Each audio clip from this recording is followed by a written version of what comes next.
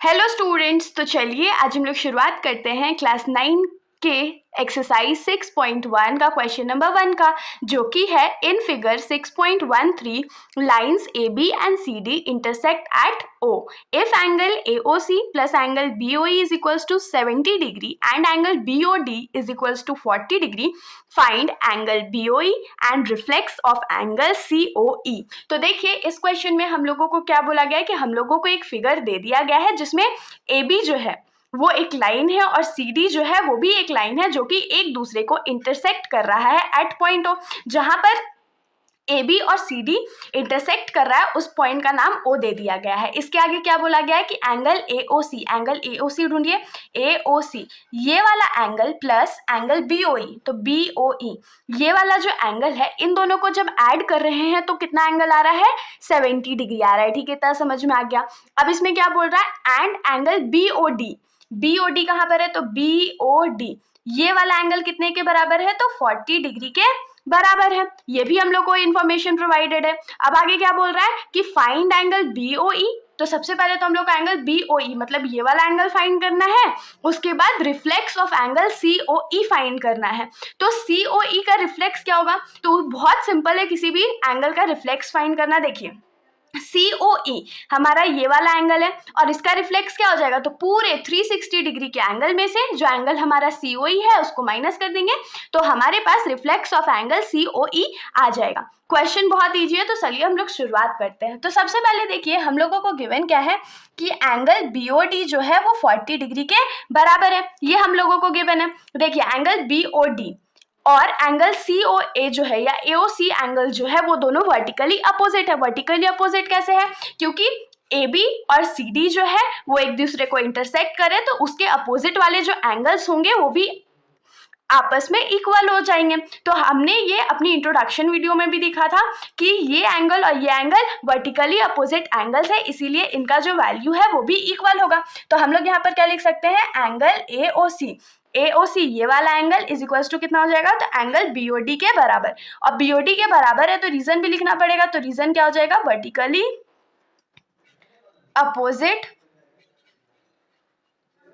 Angles. तो यहां पर से हम लोग को क्या मिल गया कि ये एंगल और ये एंगल बराबर है, तो यहां से angle AOC is equal to कितना हो जाएगा, BOD का वैल्यू तो हम लोग को पता है 40 डिग्री, मतलब कि ये एंगल हमारा कितना हो जाएगा, 40 डिग्री। हम लोगों को क्वेश्चन में क्या बोला था, एंगल BOE का वैल्यू फाइंड करना है, तो अब हम लोग फाइंड करते हैं। बहुत सिंपल है, कैसे, तो देखिए हम लोगों को क्वेश्चन में गिवन है कि angle AOC plus angle BOE is equals to 70 degree है, ये यहाँ पर हम लोगों को क्वेश्चन में गिवन है, तो हमने सेम चीज लिख दिया। और इसका रीजन आप लोग क्या लिख सकते हो, तो गिवन है हम लोग को। ठीक है, अब देखिए एंगल AOC का वैल्यू तो आपको पता है ना कितना है, 40 डिग्री है, प्लस एंगल BOE हम लोगों को नहीं पता है इज इक्वल्स टू 70 डिग्री। तो जो 40 लेफ्ट साइड में प्लस में अगर उसको हम लोग राइट साइड भेज दे तो वो माइनस हो जाएगा, तो ये क्या हो जाएगा, 70 डिग्री माइनस 40 डिग्री। तो यहाँ से हमारा जो एंगल है BOE वो कितना आ जाएगा, तो 30 डिग्री आ जाएगा। तो एक जो क्वेश्चन हम लोगों को पूछा गया था वो तो हमने कर लिया, एंगल BOE का वैल्यू हमने फाइंड आउट कर लिया। ठीक है, अब हम लोगों को बोला है कि reflex of angle COE find करने। तो एंगल COE जो है वो हम लोग को तो दिख रहा है कि ये वाला एंगल हमारा COE है, तो अब हम लोगों को क्या करना पड़ेगा, हम लोग सबसे पहले क्या करते हैं, एंगल COE फाइंड करते हैं। अगर हम लोगों को COE का वैल्यू मिल जाता है तो उसके बाद हम लोग उसका रिफ्लेक्स आसानी से फाइंड कर सकते हैं। तो हम लोग क्या करेंगे, हम लोग लिखेंगे angle AOC plus angle BOE plus angle COE is equals to 180 degree होगा। अब आपके दिमाग में आ रहा होगा ये तीनों को ऐड करेंगे तो 180 डिग्री कैसे होगा, तो यहाँ पर फिगर पे ध्यान दीजिए, angle AOC plus angle BOE plus angle COE, ये तीनों एंगल्स जो है वो लाइन पे लाई कर रहे हैं ना, स्ट्रेट लाइन पे, स्ट्रेट लाइन के ऊपर साइड में। और हम लोग जानते हैं कि स्ट्रेट लाइन पे कितना डिग्री एंगल फॉर्म होता है, तो 80 डिग्री। इसीलिए हम लोग क्या लिख सकते हैं कि sum of all angles formed on a straight line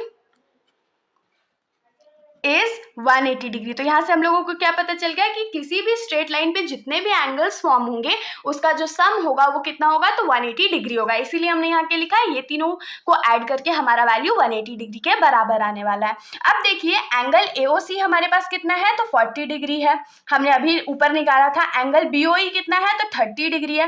plus angle COE हम लोगों को फाइंड करना है, इज इक्वल्स टू क्या हो जाएगा, 180 डिग्री। तो 40 प्लस 30 कितना होता है, तो 70 plus angle COE is equals to क्या हो जाएगा, तो 180 डिग्री। तो यहाँ से एंगल COE का जो वैल्यू है वो कितना हो जाएगा, तो 180 डिग्री माइनस 70 डिग्री। तो एंगल COE जो है वो कितना हो जाएगा, 110। तो हम लोगों को एंगल COE तो मिल गया, लेकिन क्वेश्चन में हम लोगों को क्या बोला था, हम लोगों को reflex of angle COE find करने बोला था। तो किसी भी एंगल का रिफ्लेक्स अगर हम लोगों को फाइंड करना हो तो हम लोग उस एंगल का जो वैल्यू है उसको 360 डिग्री से माइनस कर देते हैं। तो यहाँ पर हम लोग क्या लिखेंगे, रिफ्लेक्स एंगल COE क्या हो जाएगा, 360 डिग्री माइनस एंगल COE। तो यहाँ से हम लोगों को क्या मिलेगा, 360 डिग्री माइनस एंगल COE का वैल्यू क्या था, 110 डिग्री। तो माइनस कर देंगे तो हमारे पास क्या आ जाएगा, 250 डिग्री। तो हम लोग यहाँ पर डायरेक्ट क्या लिख सकते हैं कि देयरफॉर एंगल BOE जो हम लोगों को फाइंड करने बोला था वो 30 डिग्री था, and reflex of angle COE is equal to कितना आ गया, तो 250 डिग्री। और ये हमारा आंसर हो गया। तो आप लोगों को हमेशा क्या याद रखना है कि अगर आप लोगों को कभी भी बोले कि किसी भी एंगल का रिफ्लेक्स फाइंड करके बताओ तो क्या करना है, उस एंगल को 360 डिग्री से सिंपली सब्सट्रैक्ट कर देना है। तो आप लोगों को रिफ्लेक्स ऑफ वो वाला एंगल मिल जाएगा। होप सो ये बहुत जनरल सा जो इन्फॉर्मेशन था वो आप लोगों को समझ में आया होगा, सॉल्यूशन अच्छा लगा होगा। अगर आप लोगों को वीडियो अच्छी लगी तो वीडियो को लाइक कर दीजिएगा और मेरे चैनल को बिना सब्सक्राइब किए कहीं मत जाइएगा। Thank you.